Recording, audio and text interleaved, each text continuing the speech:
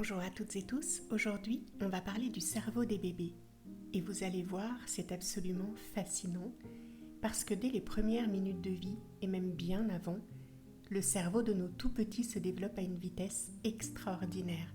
C'est d'ailleurs le seul organe qui, à la naissance, continue à se construire. Imaginez le cerveau comme une maison.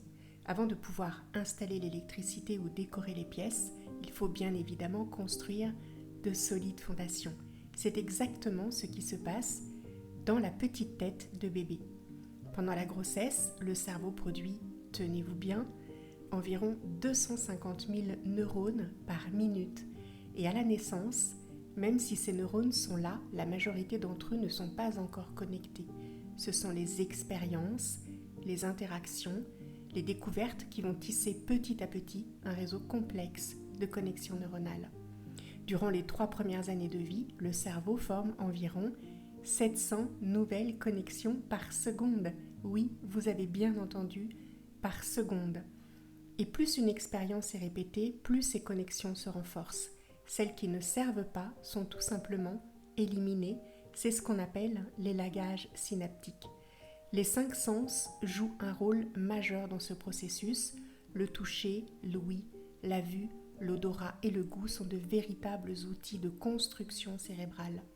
Un bébé reconnaît l'odeur de sa maman très tôt, il entend la voix de ses parents, distingue les visages, les couleurs, et toutes ces stimulations sensorielles renforcent les circuits neuronaux. Côté langage, là encore, c'est impressionnant.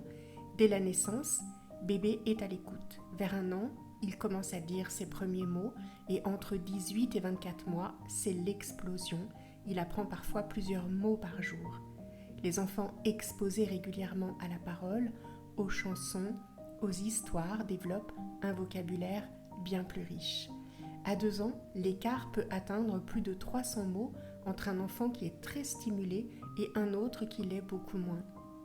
Le cerveau est plastique, c'est-à-dire qu'il est malléable, mais certaines périodes sont critiques. Si certaines stimulations n'arrivent pas au bon moment, des fonctions peuvent ne jamais se développer pleinement.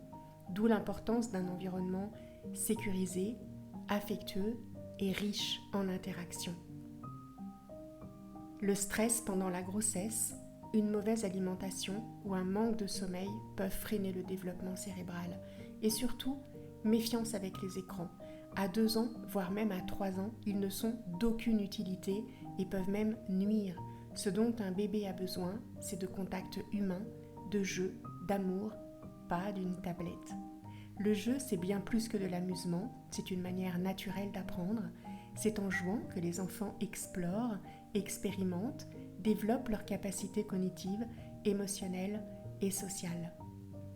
Alors, laissez-les jouer, explorez avec eux, racontez des histoires, chantez, riez.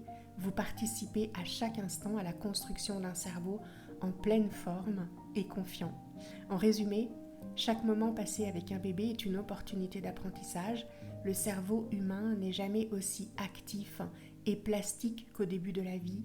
Alors soyons présents, parlons-leur, écoutons-les, jouons avec eux, parce que leur futur commence dès aujourd'hui.